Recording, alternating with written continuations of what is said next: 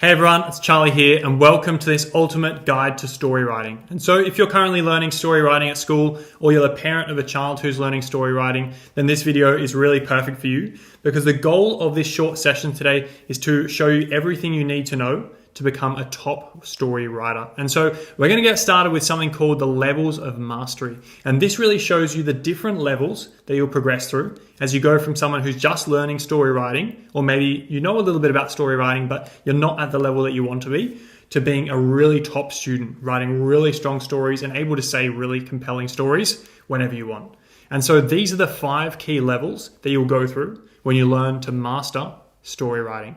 So the first level, which is the base of the pyramid, is story structure. Because if you think about it, if you don't know how to structure a story, if you don't know the different parts that go into structuring a story correctly, then you're not actually writing a story. You're just writing a blob of words on the page. And so learning to structure a story is the most basic thing.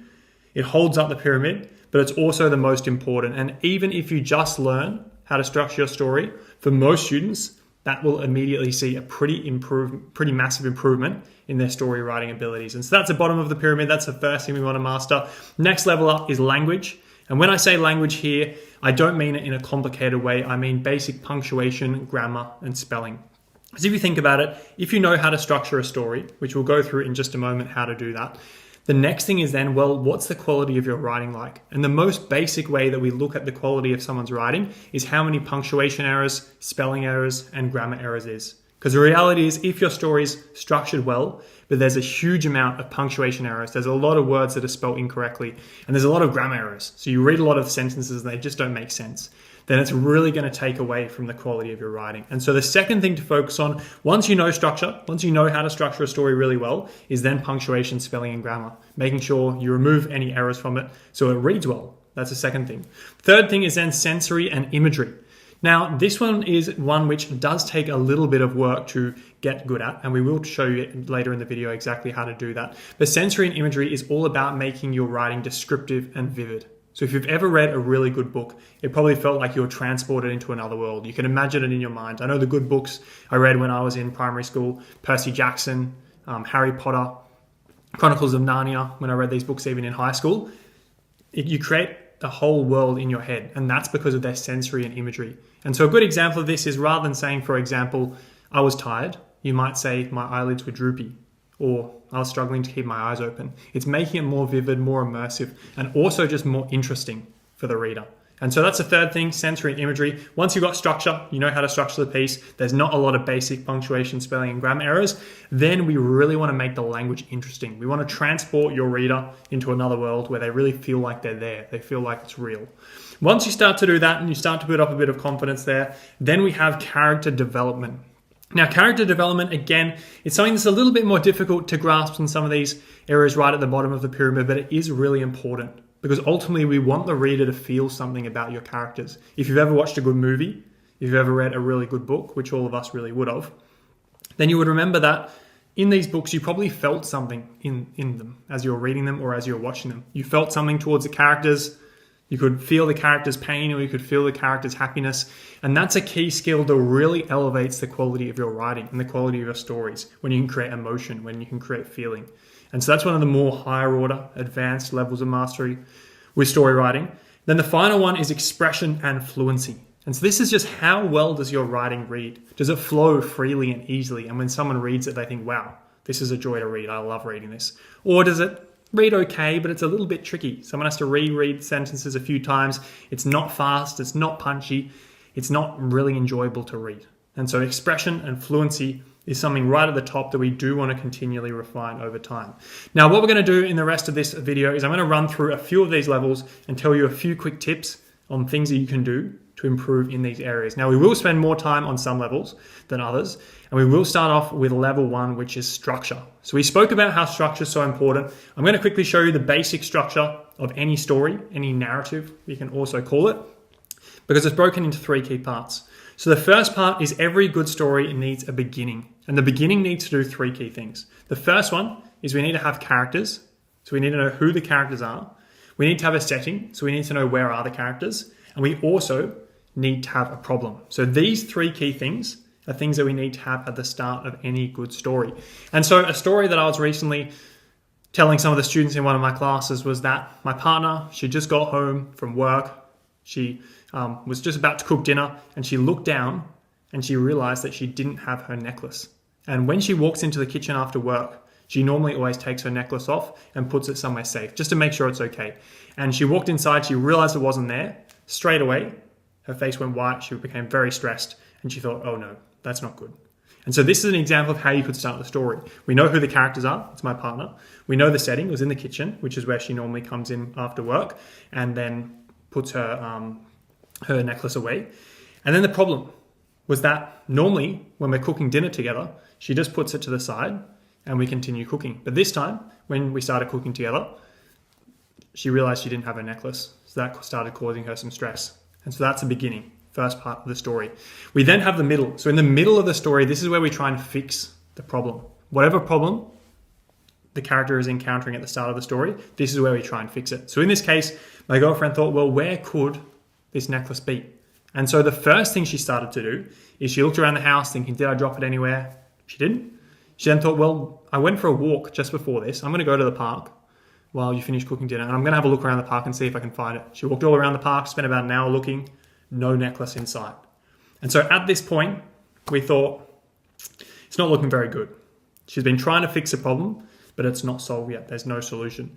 The final part then is after the beginning, where we know who the characters are, where they are, and what problem they're solving. After the middle, where we know the character's trying to fix a problem, but there's no progress just yet. We then have the end. Now, the end is kind of obvious. This is where the problem is resolved. It could be a positive resolution. It could be a negative resolution, but there needs to be a resolution of some kind. And what happened in the story that I was just telling you was that we went to bed, we thought, the necklace is probably gone. I think we're probably going to have to give up. Woke up the next day. I was shaking her t-shirt to put it into the washing machine, and out it came. Fell on the ground. Somehow it had been caught in her t-shirt, and she had been carrying it around all day. It had been somehow stuck in her t-shirt without it actually falling on the ground, which was very, very lucky. So she was so happy to get it back, and it was a very surprisingly good end to the story. And so as you can see here, any single story, it always has these three components. It has a beginning where we learn about who the characters are, where they are, and what problem they're solving or what goal they're trying to achieve. The middle, where they're trying to fix the problem, or it could be trying to reach a goal. And at the end, where there's a resolution of some kind. And so the first thing you really want to focus on when you're learning story writing is becoming really confident with story structure. It's the base of the pyramid. It's where you set yourself up for success. And so that's the first thing that we want to focus on. Now, the second level is level 2, which is language. And this is punctuation, spelling, and grammar. Now, there's a few key things you can really do to try and ensure that this isn't too much of an issue for you. One thing is, I notice a lot of students writing that it's often littered with a lot of spelling errors. The easiest way to avoid spelling errors, and I always say, what's the only way to avoid a spelling error? Is to only use words which you know how to spell. This is what I did on a lot of big exams and assessments. I said to myself, there's a lot of words which I do know how to spell, and so I'm just going to use those words. I'm not going to push myself and use a word where maybe I don't know how to spell it. Just stick with the words you know, and that's going to ensure you spell words correctly 99% of the time. The other thing is just spending a little bit of time editing. Just taking a step back and saying, before I submit this, before I show this to someone, I'm going to try and find all the errors with punctuation, spelling, and grammar I can so that I don't get marked down in this area. And so that's a few key tips for language. Next level up then is sensory and imagery. Sensory and imagery. Now, this is one where we can spend a lot of time. I'm going to show you one quick exercise you can do, but we can do a lot here because this is really about elevating the quality of your writing to make it immersive, to make it vivid, to make it feel like the person reading your writing is transported into another world and they're there. It's real for them. We want to make the writing as real as possible. And the simplest way of doing this is looking at, well, what do students who write writing pieces that it does feel really real and vivid, what do they do? Compared to students who don't do that, what do they do? And this really is the difference between telling and showing. So I gave you a quick example of this before, but an example of telling is saying the boy was hot. The boy was hot. When you say that, you think, okay, it's very direct. The boy was hot. You're immediately telling the reader the boy was feeling quite hot.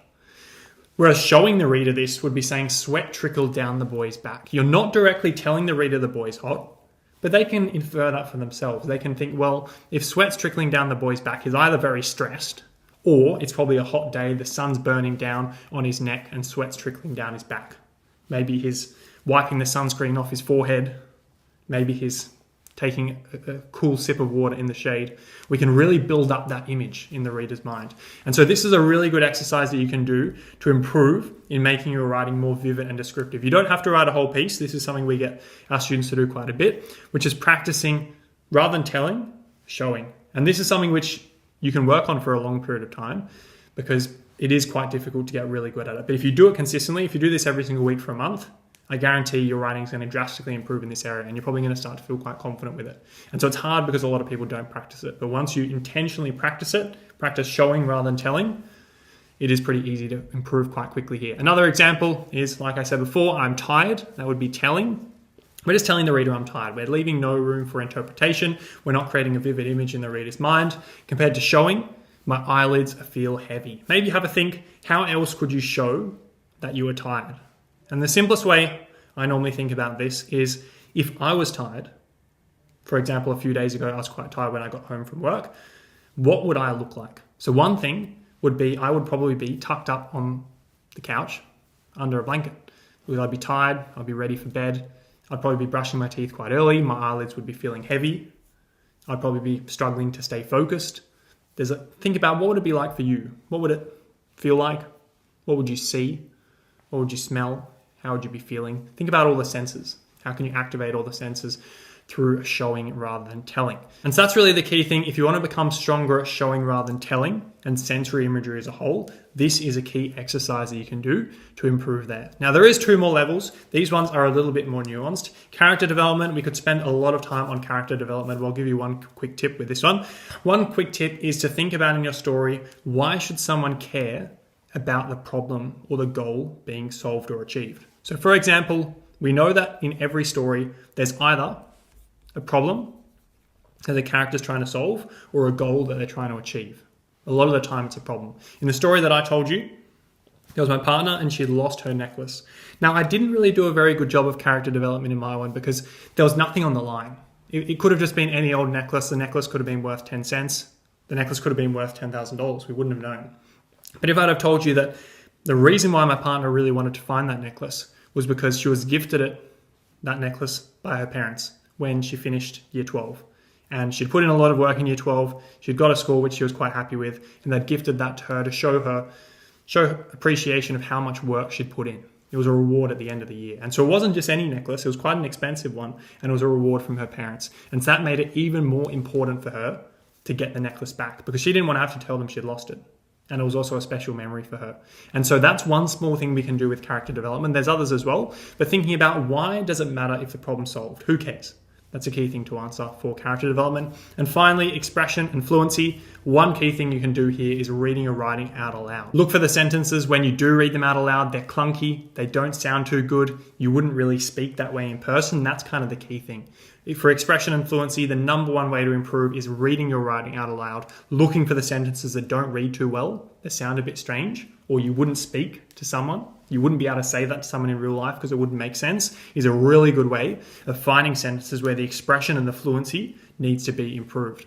And so for a quick recap of what we've covered in today's session, the ultimate guide to story writing, we've really spoken about the 5 different levels to mastery of story writing. And I'd really recommend start on the base of the pyramid. Start with structure, make sure that's strong. I've got a group of students who are preparing for an aptitude test, and they're all really, really strong students. They're at top of their class. A lot of them working 6 to 12 months ahead of their current point of school. And even for them, they all start on story structure, because it's always an area that they can improve. And so start there, then move your way up to language, sensory and imagery, character development, expression and fluency, and you're going to be able to become a very strong story writing student in a short period of time. And so good luck writing your next story, and hopefully you can take something from this video. If you're looking to get our help in becoming a better story writing student, a better writing student, and just a better English student overall, then there'll be some information below this video as well. And so good luck in improving your story writing ability.